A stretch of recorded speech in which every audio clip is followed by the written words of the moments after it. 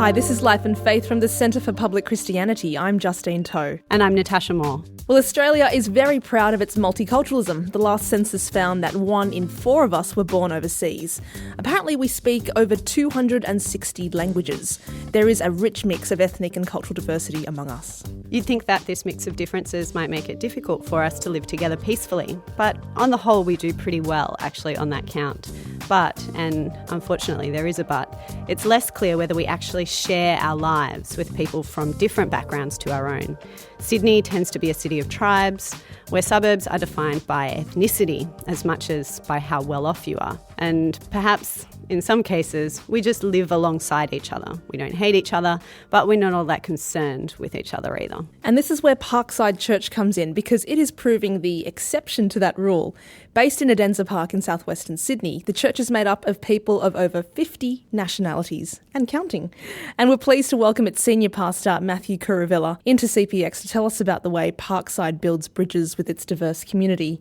Thanks for coming in, Mathew. Thank you. Now, can you give us a snapshot of what your church looks like during a Sunday service? You've got flags from all the nations represented in your church in the main auditorium. But what I really want to know, I suppose, is who is sitting with who? Are people all mixed together, or are people sort of defined by their ethnic groups, let's say? No, everybody's sitting together, but the most important thing is that we see that where there is strife in the world, where we see people within our church sitting together. For example, we have Muslim converts and Jewish converts sitting together. We have Croatians and Serbians sitting together. We have Sinhalese and Tamils sitting together. So that kind of reconciliation is an amazing experience to see in the church. Has it always been that way? How long have you been there? I've been there 26 years now. And what was it like when you first arrived? Well, it was when I first went there, we had a group of maybe under 20 people, mainly from Anglo-Celtic background. So it took a long time to reach this stage. And back at that time, was the suburb mostly Anglo, and then now it's changed over that 26 years that you've been there? No, it wasn't. Actually, the community was pretty diverse, but the church wasn't reflecting the community. And is everyone on board with the multicultural vision that you're going with? And how do you cultivate that togetherness if they're not? Well, in the beginning, I think it was pretty tough for people because I think it was a new thing and people find it very hard to integrate. But it is much better now.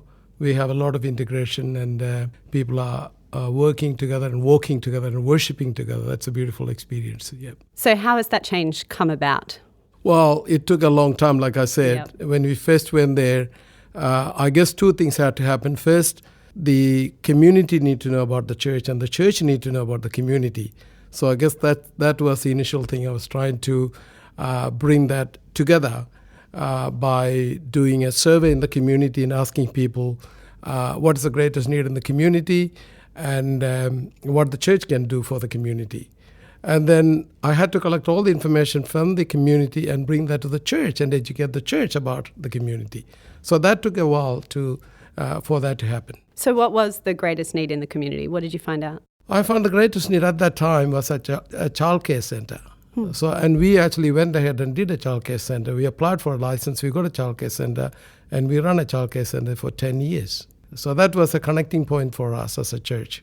And so did you then manage to connect with the community? So people who brought their children to that centre then became more interested in what the church was doing? Yes. Yeah, that's the only way we could actually grow as a multi-ethnic church, because we have people need to see our church, people need to come there. So we had several meetings with parents and children in the church, inviting them to come along and be part of the church. So once you have people in the church who haven't been in that situation before, how do you get them all on board to say, come on everyone, we're all very different, but we can all live together very well? What sorts of things did you have to do to make that happen? I guess before we can bring people into the church, the people within the church need to be changed. I guess they had to become a welcoming community, and that was a tough thing for a lot of people because, like I said, it was a very Anglo-Celtic church, and myself, my wife, and a couple of kids, we were the different people in the church. We actually messed up the whole church when we first went there. So we should clarify, you have an Indian background. I have an Indian background. My wife is actually from Fiji, and my kids were born in Australia. So there's a lot of ethnic difference even just in that. That's right, yeah, that's true. So how did you make the congregation more welcoming then? I guess we had to teach the congregation what church is all about. I guess that took me a while to explain to people what is the nature and the purpose of the church.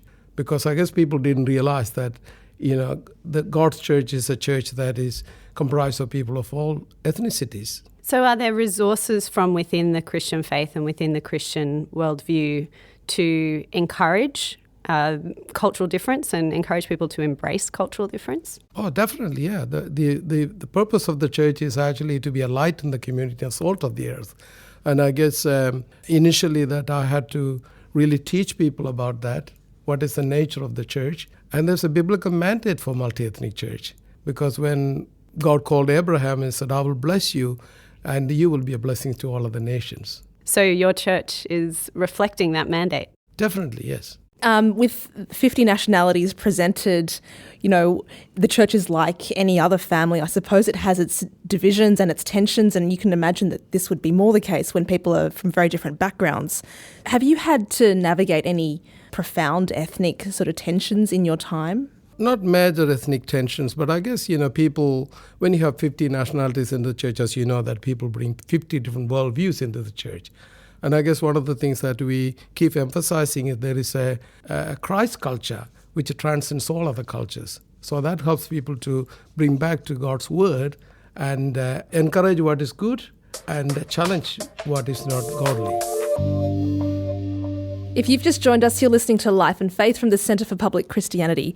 Our guest is Mathew Kuruvila, who pastors a multi-ethnic church in southwest Sydney. So Christianity, especially in the West, we often think of it as a Western and an Anglo religion. Are there ways to for people to really keep their own cultures and be Christians? They don't have to take on a kind of Anglicised culture in order to take up Christian faith. No, certainly not. They don't have to become Anglo to be a Christian. One good thing is in our church is that we have 30% of our church population are Anglo-Celtic, and 30% are first-generation migrants, and 40% are second and third-generation migrants. So we actually, it's a beautiful thing that we are all working together without actually one culture domineering. And have you seen ways that people have brought their own cultural background and assumptions and practices to bear on the culture of the whole group together? Yeah, definitely, yeah. Can you give us some examples? For example, every Sunday we have people from different ethnic backgrounds actually cook food in our cafe. Our cafe is called Harmony Cafe. And that's a beautiful experience for people to taste food from different countries. We have a big international night. We do that every year. We have thousands of people come, and we have cultural performances and activities and music, and also we celebrate the diversity. Well, on that notion of diversity, we live in a time that really values this idea, but it can often be a very thin notion of diversity. We might say, well, I like Lebanese food, as if that this is as good as knowing a Lebanese person and being friends with them and sharing your life with them. The alternative to that thin idea of diversity is a thick diversity, obviously, a deep commitment to engaging with other people and sharing your lives with them. That's very hard to do, though, isn't it? It's much easier to be thin rather than thick in that sense. But I think that's what we are encouraging. Because we are thinking of more integration of communities, our cultures together and doing things together. And I think that's intentionality is an important word in that, because everything that we do is intentional. We want actually everyone to make decision. So see that reflected in our leadership, see that reflected in everything that we do, that we want to have the diversity. So are there things that you think are strengths of your congregation that maybe other congregations that aren't so diverse miss out on? Oh, definitely, yes. Like I said, everything that we do is together. We don't have one culture doing one particular thing. Everything that we do together. That's where I said intentionally we do that. All our home groups are intentionally multi-ethnic. Our church band is intentionally multi-ethnic. Our leaders are intentionally diverse. What's the language situation like? Yeah. Can it be quite difficult? Well, we actually use English as our main language. We don't use any other language. Yeah, there are some people maybe struggle with the language, but we use symbol language. We have 50 nationalities with 50 different accents. So do you offer that as a service? Do you help people to learn English? You have a lot of first-generation migrants. Do you help them out with that particular need? Yes, we do, yeah. We have English classes for migrants. I think a lot of people love to come to our church because that helps them to learn English. When migrants first come to this country, there is a real tendency to sort of stick in with their own, right? Because it's alienating, it's frightening, it's bewildering. And so the lure of the familiar is very compelling. How have you managed to challenge that? Like what you're painting, the portrait you're painting of Parkside is very sort of like everyone's in deep with each other, despite all these differences. What's the secret? I think the church has to become a welcoming community and a caring community. I think, I learned many years ago, people don't care how much you know until they know how much you care. I think when we genuinely care for other people, I think people will respond to that. And that's why a lot of people came to our church, because the people in our church became a very caring community. And we have hospitality and inviting people to our homes. So we encourage all those things so people can get to know each other. Thinking about Australia and Australians more broadly, we think of the community that you're describing as fairly unusual. How do you think that the Australian community more generally could be like this? I believe that the way it should be, because I think in Australia we live in a segregated community. I think the sad thing is church is more segregated than the community as well as in our public school system. And when church is segregated, I think, that's a sad thing. So what needs to change? Well, people need to be welcoming community, inviting other people to come rather than segregating people. I think we should be integrating people. Is your impression that that's what people want? Well, I think so. Majority of the people who come to this country want to be integrated with the Australian community. I don't think they want to be segregated. But I think because if you are not welcoming people, I think they would tend to do that. And do you think that Australians who are already established here want that as well? I'm not sure they want that. I think that's a struggle. I think a lot of the people, I think they would be happy if they have a mono-ethnic churches in their churches. And I've been to many churches where I've seen that there may be 10 or 12 different groups meeting in the church, but they never integrate. They're happy to do that. They're happy to send missionaries to overseas and things like that, which I've done it. I was a missionary before I was training missionaries. But I realized that, God is bringing people of all nations coming into this country.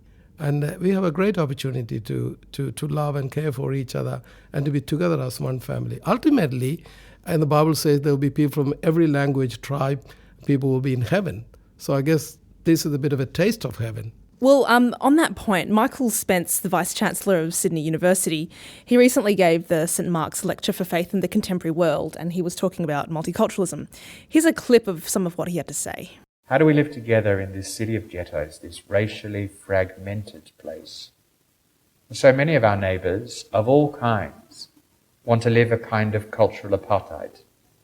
I do not think that can be an option for the Christian. The Christian in this fragmented city has a duty to engage, a duty to fight prejudice, and a duty to meet the other in and with the love of God. That will not be easy. It could, in fact, it even might be likely to, as the Bible warns, take us to the cross. But if we get it right, it could be genuinely transformative. Transformative for our churches, for our city, and our nation. Thanks so much to Michael Jensen and St Mark's for granting us permission to use that extract. Now, Michael Spence says that the Christian has a particular duty to love the other and that it's not going to be easy. Mathew, can you summarise what this journey has been like for you? What have been its joys but also its sorrows? I think for me it has been a joyful journey. But I guess in the early part of our church it was a tough thing. I remember one time one of the guys who was leading music in our church came to me and said, "Pastor, I'm leaving the church." And I said, "Why?" Because he said, "The church is getting too colorful for me." And so he left the church. And so I think it is a hard thing for some time. You think about Australia, we had white Australia policy for 70 years. So coming out of that, it is hard for a lot of people.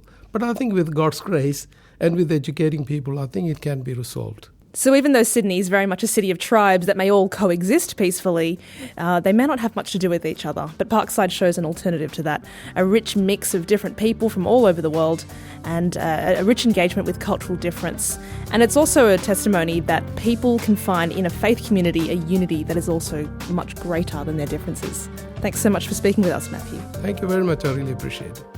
You've been listening to Life and Faith from the Centre for Public Christianity. Thank you for your company. For more on this topic and many more besides, go to publicchristianity.org.